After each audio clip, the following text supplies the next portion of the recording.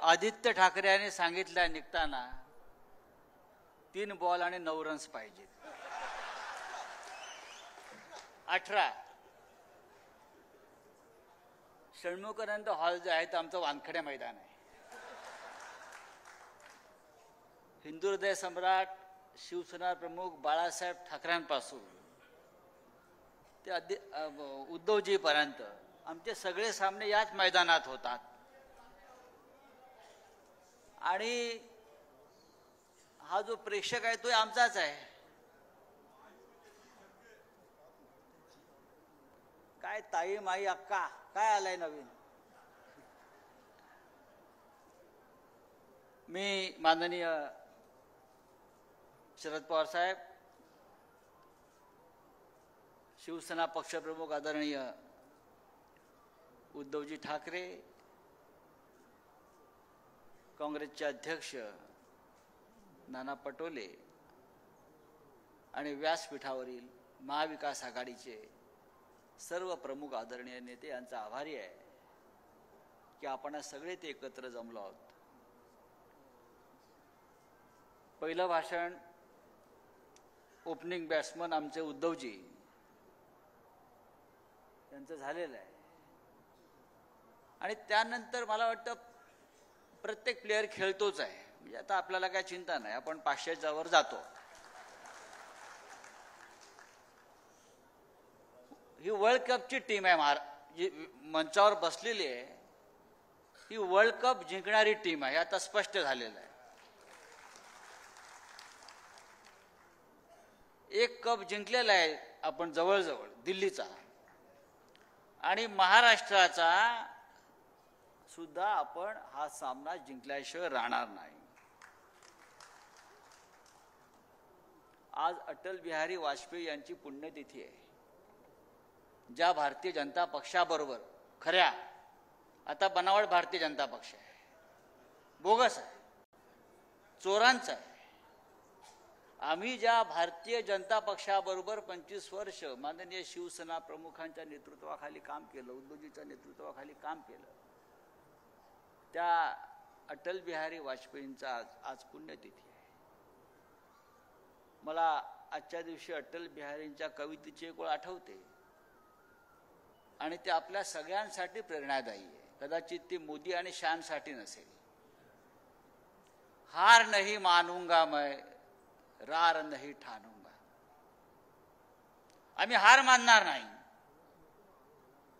आम्ही झुकणार नाही, आम्ही लढत राहू. हा महाराष्ट्र जो आज उभा आहे दिल्लीच्या नव्या हुकुमशाही विरुद्ध, हा महाराष्ट्र कधी झुकणार नाही, हा महाराष्ट्र कधी वाकणार नाही, मोडणार नाही. तुम्हाला मोडून काढल्याशिवाय राहणार नाही. हा आजच्या महाविकास आघाडीचा मेळाव्याचा खरा मंत्र आहे. मगाशी आपल्या वक्त्यांनी आपल्या प्रधानमंत्र्यांच्या 56 इंच छातीची त्यांना आठवण झाली. स्वतः मोदी विसरल्यात की आपली छाती 56 इंच होती.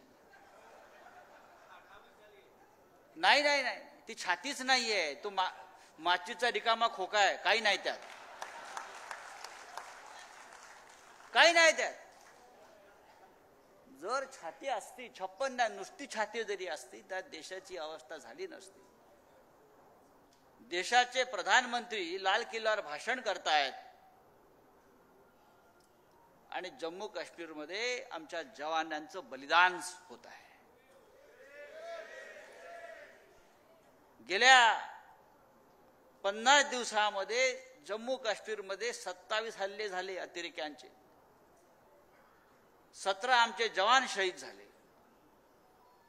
56 जवान घायाळ झाले आणि 100च्या वर आमची जनता नागरिक तिकडली ती मृत झाली. हे 56 इंचवाल्यांचं काम नाही, त्यांना छातीच नाही आहे. आणि त्यांच्या उरल्या सुरल्या छातीतली जी हवा होती ती आपण कालच्या लोकसभा निवडणुकीत काढून टाकली. महाराष्ट्राच्या निवडणुकीनंतर ते आपण पूर्ण काढून टाकू.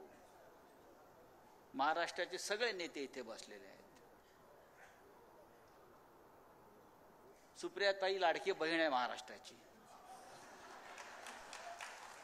आणि या बहिणीसाठी महाराष्ट्र लढला. लक्षात घ्या, मी कालही सांगितलं की या बहिणीसाठी बारामतीमध्ये महाराष्ट्र लढलेला आहे. त्याच्यामुळे महाराष्ट्रातले तुमचे जे भाऊ आहेत लाडके, त्यांनी रंग बदलला. ते काय पिंक झाले, पिंक. सरडा रंग बदलतो, अचानक पिंक कसा होऊ शकतो, गुलाबी. आणि आता हा पिंक सरडा बारामती सोडणार असं मी ऐकलेलं आहे. कुठे जाणार मला माहित नाही, पण हे सांगतो, गुलाबी रंग महाराष्ट्राला धार्जिणा नाही. आपला नाही, आपला भगवाचा आहे. बघा तिकडे बाजूचं तेलंगणा राज्यामध्ये केसीआरचा गुलाबी रंग आहे, पराभूत झाला. पिंक. काय साहेब, पिंक. मी त्याला एकदा बोले, पिंक रंग कहाँ से लाया आपने केसीआर जी, ये नहीं चलता है राजनीति में. नहीं आप देखो हम जीत जाएंगे. मिलो, पिंक कभी जीतेगा नहीं. एक तो भगवा जीतेगा या तिरंगा जीतेगा.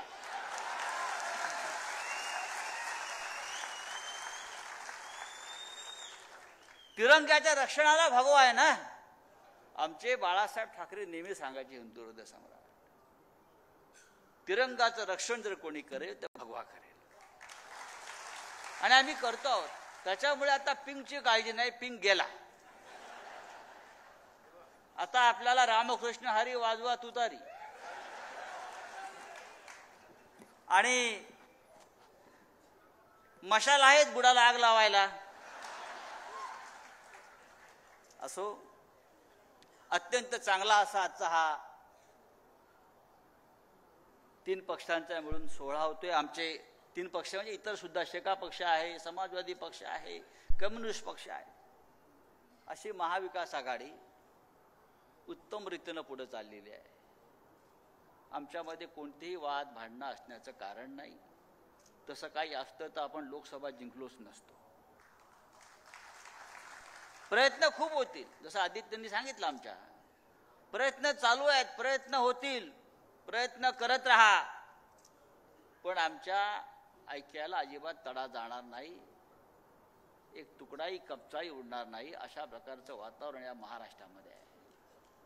हे जे वातावरण आहे, हे संयुक्त महाराष्ट्राच्या लढ्यात ज्या प्रकारचं वातावरण होतं की महाराष्ट्राच्या शत्रूशी एकोप्यानं एक दिलानं लढायचं आणि जो महाराष्ट्राच्या दुश्मनाशी हात मिळवणी करेल त्याला रस्त्यावर ठोकायचं. 50 खोके एकदम ओके, आणि रस्त्यात दिसला तर ठोकेच ठोके. आता हे पुन्हा विधानसभेत जाता कामा नयेत आणि विधानसभा निवडणूक जिंकल्यावर रस्त्यावर दिसता कामा नयेत. हे वातावरण आपण महाराष्ट्रात जर निर्माण केलं असेल तर आपल्याला फक्त विजय प्राप्त करण्यासाठी एकत्र काम करायचं आहे. आमच्या पुढे या राज्याचे प्रश्न सगळ्यात जटिल उभे आहेत.